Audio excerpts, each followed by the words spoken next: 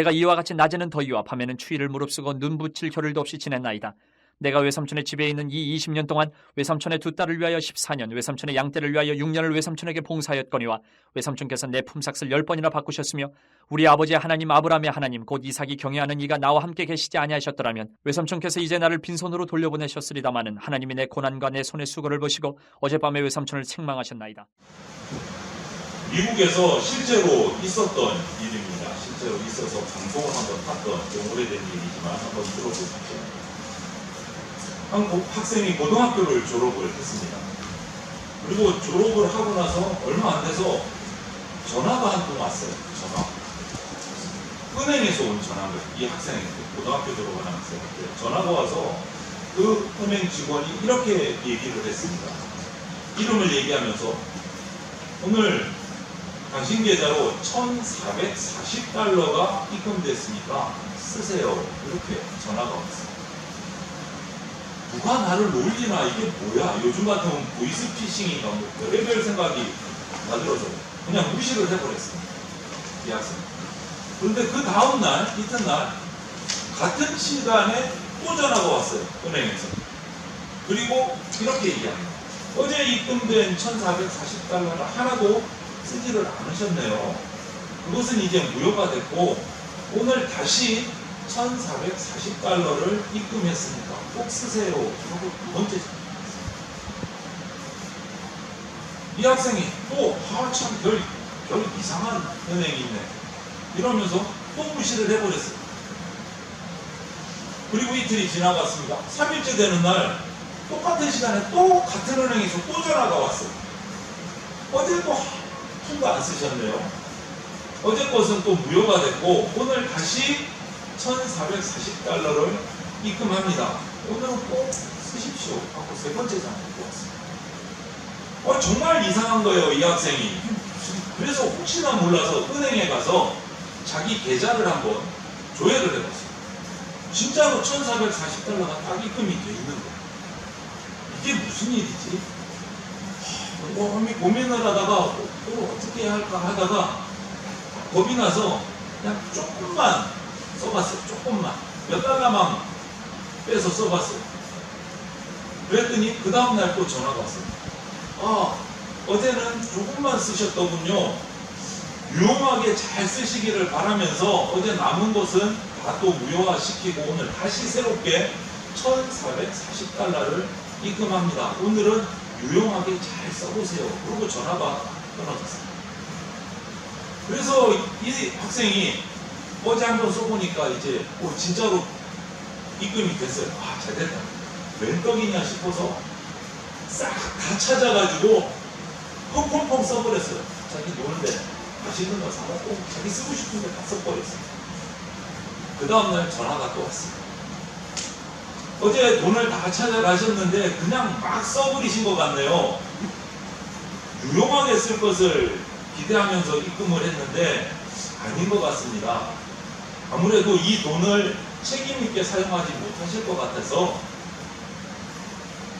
이제 그만 입금하겠습니다. 대신 잠시 뒤에 입금해 주신 분 전화 통화 시켜드리겠습니다. 이러고 전화가 끊어졌습니다. 그리고 이 학생에게 전화가 왔어요.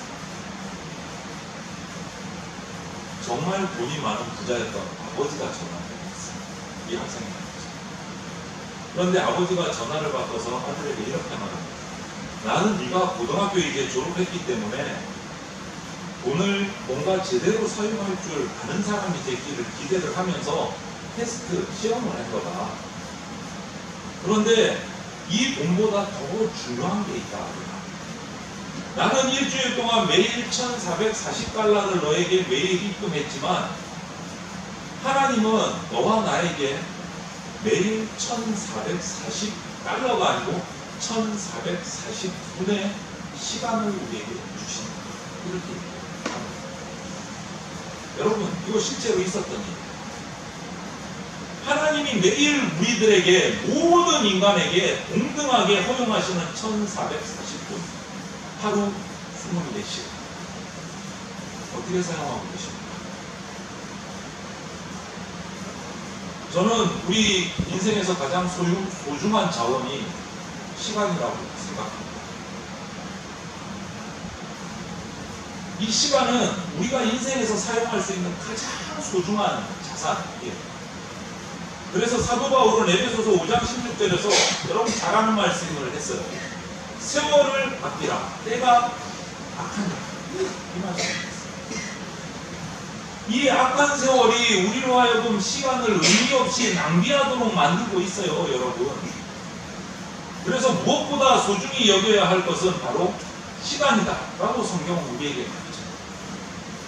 오늘 본문 말씀을 펼치고 계십시오. 오늘 본문 41절을 본 41절은요, 야곱이 지나온 자기 인생의 20년 세월을 되돌아보는 내용이에요. 우리가 읽은 부분이 그 일부분인데, 이 본문 사건을 통해서 우리들이, 성도들이 보편적으로, 그냥 일반적으로 경험할 수 있는 세월의 의미가 뭘까? 이게 되돌아볼 수 있는. 저는 이 땅을 살고 있는 사람이라면 누구나 특별히 하나님의 자녀들이 지나온 과거의 세월들을 바라보면서 그 세월 속에서 정말 꼭 발견할 수 있는 세 가지가 있다고 생각합니다. 그게 뭐냐? 시련, 은혜, 훈련. 이 세 가지가 그리스도인들이 발견할 수 있는, 인생에서 발견할 수 있는 세 가지입니다. 그래서 오늘 본문 40절은요, 야곱이 고백을 한 거예요. 40절을 한번 성경에서 보십시오. 내가 이와 같이 낮에는 거유와 밤에는 추위를 무릅쓰고 눈붙일 겨를도 없이 지낸다이다. 이렇게 고백하고 있어요. 20년 세월을 눈물로 보냈다는 거예요. 눈물로. 야곱의 이 20년 세월이 정말 시련의 세월이었다고 고백을 한 거예요. 야곱 자신. 외삼촌 집이라고는 하지만 사실 성경을 읽어보면 종살이에 가까운 세월이었어요. 외삼촌에게 철저하게 자신의 노동의 대가를 보상받지 못하고 노동 착취를 당한 20년이었어요. 성경을 읽어보면. 엄격히 말하면 속아서 살아온 세월, 속아서. 그래서 창세기, 오늘 본문은 아니지만 창세기 31장 7절을 보면 이런 말씀이 있어요. 그들의 아버지가 나를 속여 품삯을 10번이나 변경하였느니라. 그러나 하나님이 그를 막으사 나를 해치지 못하게 하셨습니다. 이렇게 얘기합니다. 몇 번이나 외삼촌에게 당했습니까? 오늘이 말하는 품삯을 10번이나 변경을 했어요. 외삼촌 마음대로. 그러면서 이 세월을, 20년의 세월을 살아온 거예요. 엄격히 말하면 우리 지난주 말씀에 이어서 말씀드리면 야곱은 그냥 자신이 심은 대로 그냥 거둔 거예요. 자신이 속이면서 살아왔기 때문에 이제 외삼촌한테 된통 걸려서 자기가 속으면서 살아가는 거예요. 심은 대로 거둔 거예요. 하지만 야곱은 이 당시에는 자기가 외삼촌한테 속임 당한 것만, 사기당한 것만 분통을 터뜨렸지 자기가 과거에 속이면서 살아온 것까지는 깨닫지 못합니다.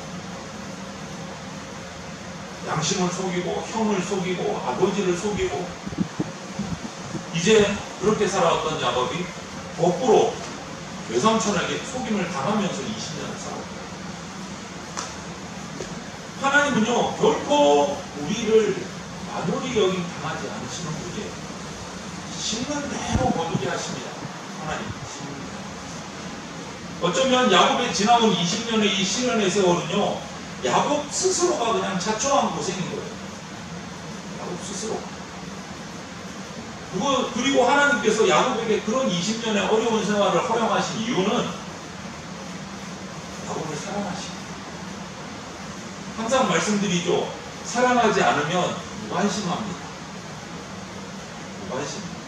하나님은 사랑하시기 때문에 회초리를 때리셨다가 복도 주셨다가 훈련시키십니다. 야곱의 20년의 시련의 세월은 야곱을 사랑하시기 때문에 하나님이 허락하셨어요. 그가 깨닫도록 알게 하도록 하시려고 이 회초리를 때리십니다. 시련을. 여러분, 저와 여러분들 그리스도인들이 왜 인생을 살면서 불이익을 당할 때도 있고 손해를 볼 때도 있고 고난을 당할 때도 있습니다. 왜 그럴까요? 나는 예수 믿으면 복만 받는 줄 알았는데 그게 아니네. 이런 분들 종종 계시거든요. 왜 그럴까요? 성경 길어서 제가 보지는 않겠지만 히브리서 12장 5절부터 11절을 보면 성도가 받는 고난에 관해서 쭉 설명을 하고 있어요. 이유에 관해서. 그것을 한마디로 다 압축하면 이렇게 돼요. 하나님의 사랑의 채찍. 하나님의 사랑의 채찍. 하지만 우리가 겪는 모든 시련이 다 징계는 아닙니다, 여러분. 하지만 어떤 시련의 세월들은 분명히 하나님이 주시는 징계일 수도 있습니다. 그것을 우리가 분별할 수 있는 영적 분별이 필요해요. 오늘 본문의 야곱은 그런 거예요. 이 20년 외삼촌 집에서 있는 20년의 시련의 세월을 하나님의 징계의 세월이었어요. 야곱의 생의 대부분 야곱 자신의 실수, 잘못이 스스로 초래한 고난의 가시밭길 이었어요. 여러분, 우리는 이 야곱의 인생 역정을 통해서 그런 것들을 잘 확인할 수가 있어요. 성경을 읽어보면. 그래서 먼 훗날, 지금 이때 야곱 말고 세월이 한참 지나고 나서 황혼이 가까운 시점에 야곱이 자기의 살아온 생애를 돌이켜보면서 인생을 마무리하는 말씀이 성경에 기록이 되어 있어요. 고백하는 말씀. 야곱이 애굽의 최고 통치자인 바로 황제 앞에서 한 고백인데요. 창세기 47장 9절에 이런 말씀이 있어요. 또 안 넘어가네요. 됐어요. 야곱이 바로에게 아뢰되 내 나그네 길의 세월이 130년이니 내 나이가 얼마 못 되니 우리 조상의 나그네 길의 연조에 미치지 못하나 험악한 세월을 보낸다. 자기가 살아온 세월을 두고 뭐라고 해요? 어떤 세월이라고요? 험악한 세월이다. 그렇게 표현합니다. 어떤 의미에서 모든 저와 여러분의 모든 인간의 인생이 사실 평탄한 인생보다는 험한 인생이 많을지도 모릅니다. 그리고 그 중요한 원인이 뭔지를 알아야 돼요. 무작정 너무 힘드니까 원망하고 낙심만 하는 게 아니라 원인을 찾아야죠. 우리 인간의 험악한 세월의 가장 중요한 원인은 딱 하나예요. 죄. 그거는 누구도 부인할 수가 없어요. 죄 때문에 우리의 인생이 험악해지는 겁니다. 우리 안에 깊이 뿌리 박고 있는 그 죄성이 우리 인생의 시련을 초래하는 거예요. 고난을 초래하는 거예요. 이 시련의 예외인 사람은 단 한 사람도 없습니다. 왜? 성경은 죄인은 인간은 다 죄인이다. 한 명도 빠질 수 없이 다 죄인이다. 그렇기 때문에 우리는 이 시련에서 예외가 될 수가 없어요. 누구든지. 죄에서 자유로운 인생은 한 명도 없습니다. 따라서 누구나 어느 정도의 세월에 대한 시련을 다 품고 살아갑니다. 야곱도 야곱의 인생에 시련의 세월이 있었어요. 그런데 이 야곱이 시련의 세월만 살았느냐? 그거는 또 아니에요. 이 시련의 세월을 사는 가운데 은혜의 세월도 있었어요. 은혜의 세월. 인생을 시련으로만 보는 것은 정말 편협한 부분적인 시각일 뿐이에요. 야곱은 분명히 시련의 길을 걸었습니다. 그런데 또 다른 시각으로 바라보면 야곱의 세월은 은혜의 세월이기도 했어요. 왜냐하면 창세기 30장 43절을 보면 이런 말씀이 있어요. 이에 그 사람이 매우 번창하여 양떼와 오비와 낙타와 나귀가 많았더라. 또 31장 1절을 보면 이런 말씀도 있습니다. 야곱이 라반의 아들들이 하는 말을 들은즉 야곱이 우리 아버지의 소유를 다 빼앗고 우리 아버지의 소유로 말미암아 이 모든 재물을 모았다 하는지. 이게 무슨 말입니까? 외삼촌 라반의 아들들이 자기 아버지 소유를 야곱이 다 빼앗아 갔다. 시기하고 질투하는데요. 그래서 거부가 됐다. 이게 정확한 표현일지도 몰라요. 어쨌든 야곱은 열심히 일해서 그 재물들을 모은 것은 사실이에요. 그 수단과 방법이 문제가 되는 방법과 수단들이 있었지만 하여간 야곱 입장에서는 정말 자기 나름대로 열심히 해서 부자가 된 거예요. 그래서 외사촌들이 그를 시기하고 질투하는 거예요.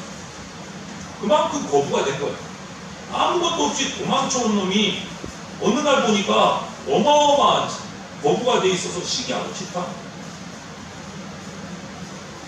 이렇듯 야곱의 세월 가운데는 시련의 세월도 있었지만 그 가운데 은혜와 축복의 세월도 있습니다.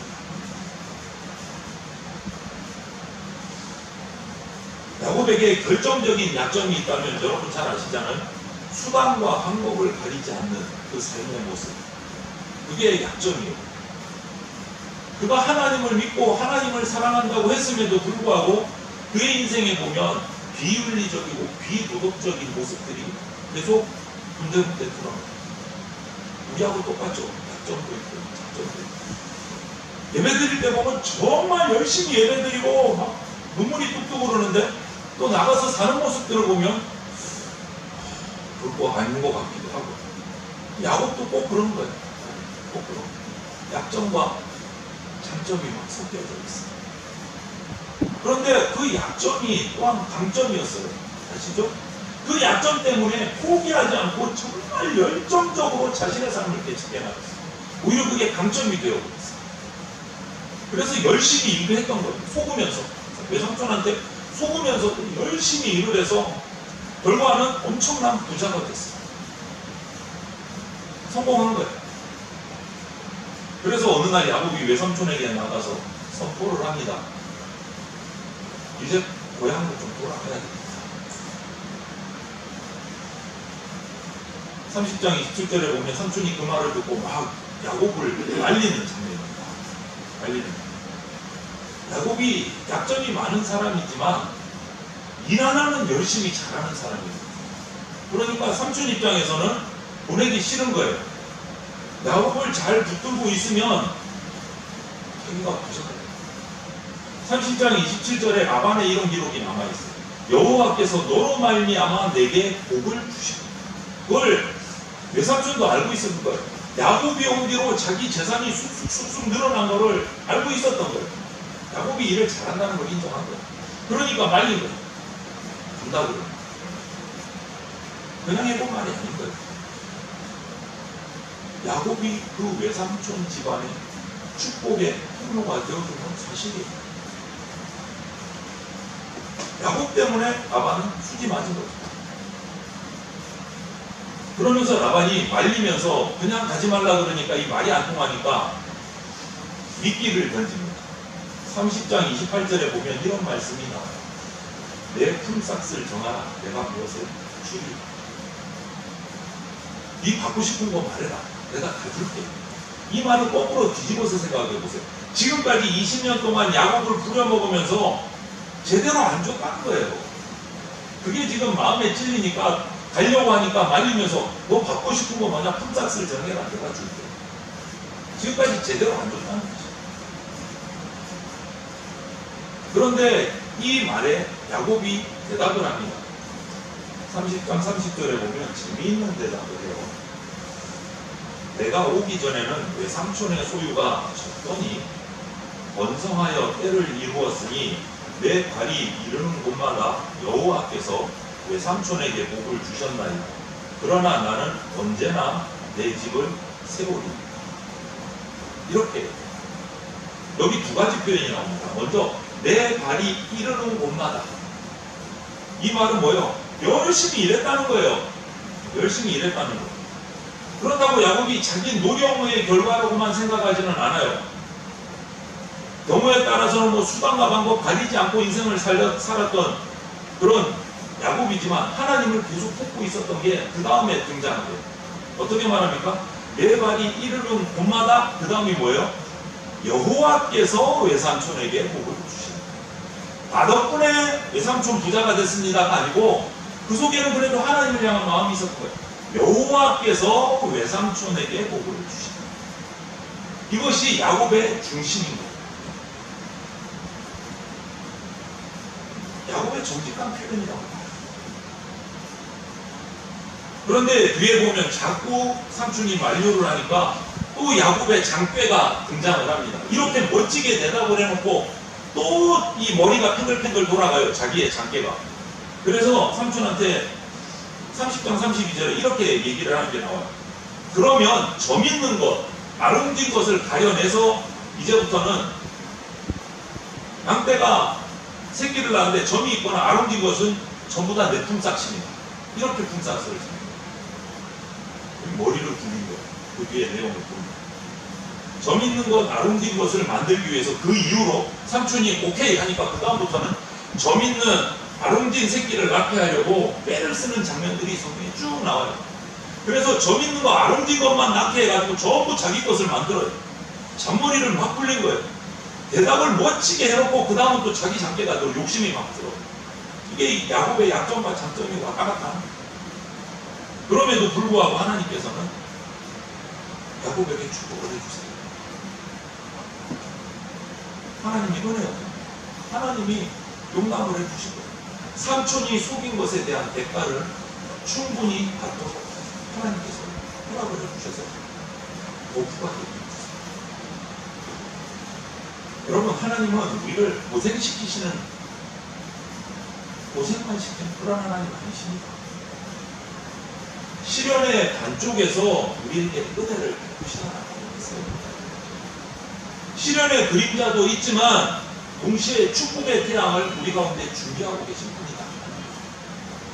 그 하나님이 야곱의 하나님이고 저와 여러분의 하나님인 것을 믿으시기를 바랍니다. 아멘이세요? 그래서 우리는 종종 이런 찬송 부르잖아요. 오늘 마지막 찬송으로서 제가 이 찬송을 정했는데, 지금까지 지내온 건 주의 크신 은혜, 한이 없는 주의 사랑, 어찌로. 우리가 찬송을 부르면 음률을 따라 부르니까 가사를 놓치고 부를 때가 많아요. 그래서 제가 음률 없이 지금 가사를 읽어드립니다. 지금까지 지내온 것 주의 크신 은혜라, 한이 없는 주의 사랑, 어찌로. 이 찬양을 이렇게 부른다고 합니다. 그리고 또 하나, 이 야곱 20년의 세월의 의미는 시련의 세월, 은혜의 세월인과 동시에 또 한 가지 의미가 훈련의 세월이었습니다. 훈련의 세월. 금방 말씀드린 것처럼 어느 시점이 되니까 외삼촌 라반의 집을 떠나고 싶은 마음이 생겼습니다. 그래서 성경을 보면 이렇게 얘기를 해요. 야곱이 라반에게 이르되 나를 보내어 내 고향 나의 땅으로 가게 하시되 내가 외삼촌에게서 일하고 얻은 처자를 내게 주시어 나로 가게 하소서. 내가 외삼촌에게 한 일은 외삼촌이 하시나. 이렇게 삼촌한테 얘기를 해요. 그런데 라반은 뭐라고요? 놓아주고 싶지 않은 거예요. 왜 그랬을까요? 야곱을 사랑해서, 딸바보라서, 딸들을 보내기 싫어서? 아니에요. 금방도 우리가 보았지만 야곱을 통해서 좀 더 자기가 부자가 되고 싶었어요. 야곱의 일자. 그러니까 야곱이 속이면서 살아오다가 제대로 벨통 상대를 제대로 딱 맞아 걸린 거예요. 엄청 털리는 거예요. 속된 말로 지금까지 속여서 자기가 얻은 건 탈탈탈 삼촌한테 다 털려 먹히는 거예요. 제대로 걸린 거예요, 상대. 야곱이 그렇게 살아왔기 때문에 하나님이 딱 그런 상대를 붙여주신 거예요. 우리도 똑같습니다. 야곱을 훈련시키시는 거예요. 훈련시키시는 거예요.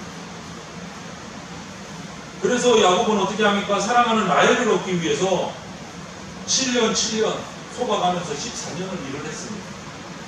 그리고 6년을 후에 또 더 일을 합니다. 머물러서. 그래서 총 20년이라는 세월을 외삼촌 집이 있는 아람 땅에서 보냈어요. 그래서 야곱이 재물을 얻었습니까? 못 얻었습니까? 실은 얻었지만 그 가운데도 또 하나님의 은혜로 얻었어요. 거부가 됐습니다. 거부가 됐어요. 그런데 여러분, 야곱의 이것이 진짜 성공입니까? 부러우십니까? 어떠십니까? 와, 그래도 나는 그렇게라도 부자가 되면 좋겠다. 한번 손 들어보세요, 솔직히. 누가 아프시다. 정 목사한테 속 하나 먹어야 할 것 같습니다. 정말 성공했을까요? 그 다음에 야곱의 인생을 보면, 결론부터 말씀을 드리면, 이 하란에서의 거부가 된 것은 야곱의 인생은 진짜 성공이다. 나중에 하란에서 번 모든 재산을 다 잃어버립니다. 여러분, 다 잃어버립니다.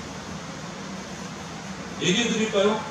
이제 고향으로 돌아가게 됐습니다. 어찌어찌해서 형 에서가 신하들을 군사들이 온다는 소리를 듣고 겁먹고 먼저 보냅니다. 뭐를 보내요? 돈을 보내야죠. 재산을 보내야 형을 누그러뜨릴 거 아니에요. 자기 죽이러 오는 거예요. 자기의 상당한 재산을 먼저 보냅니다. 형한테. 보내서 형을 막아요. 입막음 하는 거예요. 그리고 어찌어찌 고향으로 돌아갔습니다. 그런데 돌아가는 고향 땅 가나안에 흉년이 엄청 들어요. 어떻게 됩니까? 거기에 정착하기 위해 재산을 다 쏟아부었는데 그거 다 그대로 남겨놓고 흉년 때문에 어디로 갑니까? 애국으로 이주를 해버려요. 아무것도 못 가지고 빈털터리고. 남은 거 있습니까? 없습니까? 애국 가서 처음부터 밑바닥부터 다시 시작해요.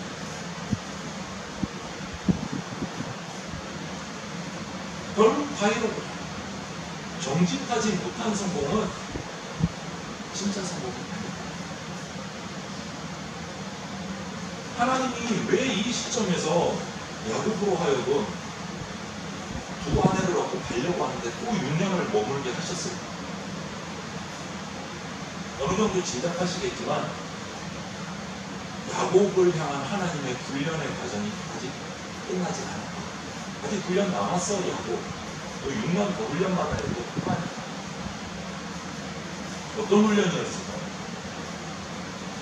정당하게 일하고 정당한 방법으로 자신의 인생을 책임질 수 있는 그것이 아직 야곱에게 필요하다고 하나님은 생각하시고 훈련시키십니다. 부정하게 받은 모든 재산을 다 소진시켜 버리셨어요. 그리고 처음부터 다시 정당하게 정직하게 일하도록 하셨어요. 그 훈련을 외삼촌 라반의 집에서 시키십니다. 여러분 그렇습니다. 우리에게 똑같이 주어지는 하루 1440분 24시간을 부당하게 사용하고 낭비하는 사람들이 있는가 하면 이 24시간을 정말 알차게 정당하게 정직하게 보람있게 하나님의 뜻대로 사용해서 축복을 누리는 사람도 있습니다. 여러분은 어느 쪽을 택하시겠습니까? 어떤 인생을 택하시겠습니까? 하루 24시간 주신 매일매일 주시는 그 하나님의 인생을 어떻게 선택하시겠습니까? 저는 아들과 종종 통화를 하면서 기도해주면서 빠뜨리지 않는 기도 내용이 있어요. 전화가 오면, 아침에 전화가 오면 이렇게 기도를 합니다. 하나님 아들에게 또 하루의 호흡을 주시고 시간을 주셔서 감사합니다. 이렇게 기도를 시작합니다. 여러분, 우리가 하루 아침 눈뜨는 것이 그냥 거저주는 거 아닙니다. 매일매일 하루 24시간을 하나님이 우리에게 맡기시는 선물이에요. 겉으로 보내시는 분이에요. 야곱의 20년 세월을 통해서 우리가 배워야 할 교훈을 기억하십시오. 부당한 방법으로 일시적인 성공을 거두는 것, 결국 우리에게 이거는 성공이 아니고 실패입니다. 이것이 야곱의 인생에서 명확하게 보여주는 교훈이에요. 의미 없는 시간 존재하지 않습니다. 중요한 것은 저와 여러분이 어떤 환경에 있느냐가 아니라 어떤 환경 속에서도 내가 어떤 모습으로 서느냐, 그게 중요해요. 어떤 모습으로 서느냐. 하나님 보시기에 부정한 모습으로 서느냐, 하나님 보시기에 기뻐하시는 모습으로 서느냐, 그게 중요한 거예요. 저는 본문에 대한, 오늘 본문에 대한 교훈의 답을 시편 90편에서 찾았습니다. 시편 90편에서 찾았는데 한번 보실까요? 우리의 연수가 70이요 강건하면 80이라고 그 연수의 자랑은 수고와 슬픔뿐이요 신속히 가니 우리가 날아가나이다. 시편 기자는 이렇게 이야기했습니다. 세월은 날아가는 겁니다. 어느 분이 그러더라고요. 연세 많은 할머니 한 분이. 지금 와서 돌아보니까 그분 배우예요. 연극 배우신데 인터뷰할 때 그러더라고요. 지금 와서 돌아보니까 인생이 훅 갔어. 이러시더라고요. 훅 갔대요. 무슨 말이야? 날아가는 거예요. 이 짤막한 시편 기자의 이 고백이 가장 중요한 기도입니다. 그리고 나서 이 기자는 시편 90편 10절에서 이 고백을 하고 12절에 이렇게 기도합니다. 이 기도가 저와 여러분의 기도가 되면 좋겠어요. 같이 한번 읽어볼까요? 우리 기도한다고 생각하시고 우리에게 우리 날 계수함을 가르치사 지혜로운 마음을 얻게 하소서. 훅 갑니다. 세월이 날아갑니다. 이렇게 고백을 하고 시편 기자가 그 다음에 이렇게 기도합니다. 우리에게 우리 날 계수함을 가르치사 지혜로운 마음을 얻게 해주십시오. 하나님, 이 시간 내가 어떻게 사용해야 주님 앞에서 어떤 모습의 인생을 만들어가야 되는지 지혜를 주십시오. 후회 없는 세월, 아름다운 세월 만들어가도록 도와주십시오. 이렇게 기도해야 돼요. 이제 우리 남은 세월을 붙들고 저와 여러분들이 이렇게 기도하면서 살아가기를 바랍니다. 주님 앞에서 아름다운 인생을 만들어가는 아름다운 그리스도인들이 다 되시기를 주님의 이름으로 축원을 드립니다. 아멘. 함께 기도드리겠습니다.